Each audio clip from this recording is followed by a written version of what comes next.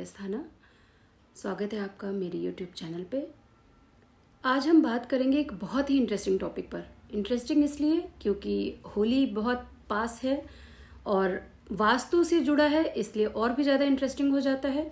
वास्तु से इसलिए जुड़ा है क्योंकि ये ग्रह से जुड़ा है, गृह प्रवेश से जुड़ा है ये टॉपिक, तो ये अपने आप में वास्तु से जुड़ जाता है। और होली इसलिए होली से जुड़ा है क्योंकि होली आने वाली है और अधिकतर लोगों के मन में जो ये भ्रांति है, जो ये अफवाह है, होली में गृह प्रवेश, ये हमारा आज का टॉपिक है कि होली में गृह प्रवेश करना चाहिए या नहीं। ये बहुत बड़ी लोगों को इस विषय में बहुत ज़्यादा भ्रांति है। तो आइए जानते हैं कि लोगों को होली में गृह प्रवेश करना चाहिए या नहीं। होली में गृह प्रवेश करना चाहिए या नहीं, इसका निर्धारण हम किस आधार पर करेंगे।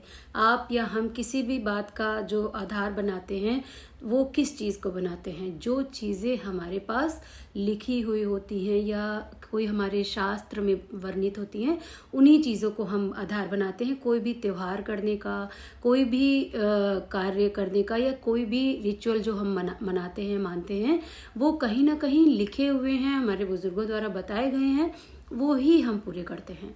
अब मैंने जितना भी अध्ययन किया, होली गृह प्रवेश के बाद होली पहला त्योहार आना चाहिए या नहीं, सबसे बड़ा प्रश्न लोगों के दिमाग में ये रहता है। लोग बहुत ज़्यादा भ्रमित रहते हैं इसमें। तो मैं आपको बता दूं कि अगर होली के पहले आप गृह प्रवेश कर रहे हैं तो हमारे शास्त्रों में क्या लिखा है, जो हमारी बहुत सारी पुरानी पुस्तकें हैं और जो मुहूर्त पुस्तकें हैं, जैसे मुहूर्त पारिजात हुआ या मुहूर्त चिंतामणि, मुहूर्त गणपति, किसी भी पुस्तक में आप उठा के पढ़ भी सकते हैं, मेरी बात को रीचेक भी कर सकते हैं। उसमें किसी भी पुस्तक में ऐसा कुछ भी नहीं लिखा है कि होली के पहले गृह प्रवेश नहीं करना चाहिए।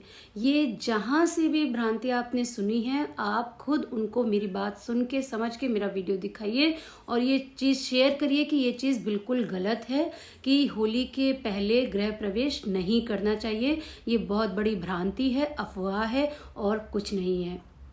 और क्यों, अब मैं आपको बताती हूँ कि इसके पीछे कारण क्या है। जितनी भी मैंने आपको पुस्तकें बताई, आप कोई भी पुस्तक उठाइए और उसमें पढ़िए और आप पाएंगे कि उन पुस्तकों में गृह प्रवेश के क्या बहुत अच्छे मुहूर्त बताए गए हैं और क्या बहुत अच्छे माह बताए गए हैं। मुहूर्त तो हम फिर भी डेली पंचांग के हिसाब से निकाल सकते हैं, पर माह कौन से ऐसे बताए गए हैं, हिंदू माह जो बताए गए हैं वो कौन से हैं जिनमें गृह प्रवेश करना चाहिए और कौन से ऐसे माह हैं जिनमें गृह प्रवेश नहीं करना चाहिए। हम बात करते हैं सबसे पहले, अगर जो माह बताए गए हैं, जो पुस्तकें मैंने बताई उनमें जो माह बताए गए हैं, सबसे सर्वश्रेष्ठ माह जो हैं वो ज्येष्ठ, बैसाख, माघ और फागुन।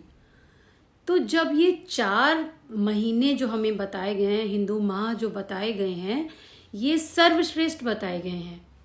तो जब ये माह सर्वश्रेष्ठ हैं तो माघ और फागुन, अगर मान लीजिए आपने माघ और फागुन में गृह प्रवेश किया तो पहला त्योहार आपका होली ही पड़ेगा।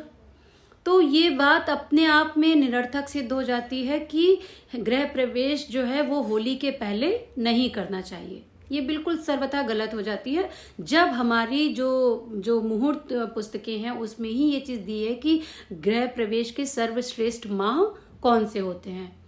सर्वश्रेष्ठ 4 माह बताए गए हैं, जेठ, बैसाख, माघ और फागुन, जिसमें से कार्तिक और मार्गशीर्ष को मध्यम बताया गया है और पूरे चौमासे में वर्जित बताया गया है।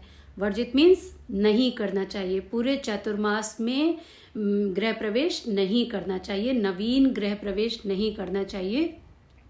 रेंट के घर की बात यहाँ पे नहीं की जा रही है। नवीन गृह प्रवेश नहीं करना चाहिए किसी भी प्रकार से चातुर्मास में। और सर्वश्रेष्ठ माह मैंने आपको बताया, जेठ, बैसाख, माघ, फागुन। अब जब माघ और फागुन आ रहे हैं सर्वश्रेष्ठ में, तो आपको बात सिद्ध हो गई कि क्यों नहीं करना चाहिए, क्यों ये बात गलत है कि फागुन में या होली पहला त्योहार नहीं पड़ना चाहिए। होली त्यौहार पढ़े बहुत अच्छी बात है। आप इसमें अगर अपना जो जैसे आजकल कई जो यंगस्टर्स हैं वो इसमें कई बारी लॉजिक भी लगाते हैं, तो आप लॉजिक लगाइए कि होली रंगों का त्यौहार है, खुशियों का त्यौहार है। अगर आप गृह प्रवेश के बाद आपके होली का त्यौहार पड़ रहा है, आपके घर में रंग बिखर रहे हैं, रंग हो रहा है, रंगोत्सव हो रहा है, तो इसमें कहाँ से कोई बुराई है? खुशी का माहौल है, उल्लास का पर्व है, तो ये अगर आपके घर में पहला पड़ रहा है तो ये तो बहुत अच्छी चीज़ है लॉजिकली।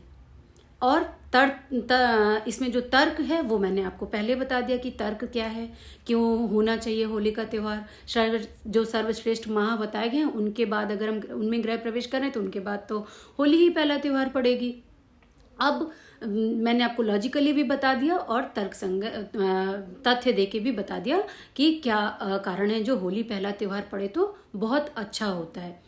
अब जो लोग कहते हैं होली नहीं मनानी चाहिए, होली जो लोग घर में जलाते हैं, कई घरों में ऐसे रिचुअल्स होते हैं कि होली उनके आंगन में ही, प्रांगण में ही जलाई जाती है, तो वो नहीं करें, तो वो कोई और अपना मुहूर्त देख लें। कोई अगर उन्होंने ऐसा किया या उस बार वो बाहर कहीं पे जला दें या उसका कोई ऑल्टरनेट ढूंढ लें।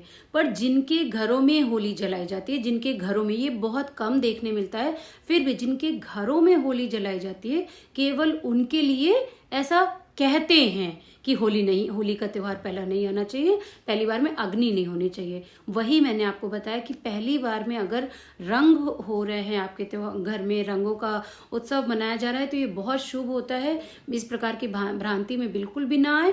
तथ्य मैंने आपको दे दिया, सारी पुस्तकों के नाम बता दिए, मैं डिस्क्रिप्शन में भी दे दूंगी, आप उसको खुद से चेक कर सकते हैं और इस बात को किसी को सिद्ध भी कर सकते हैं।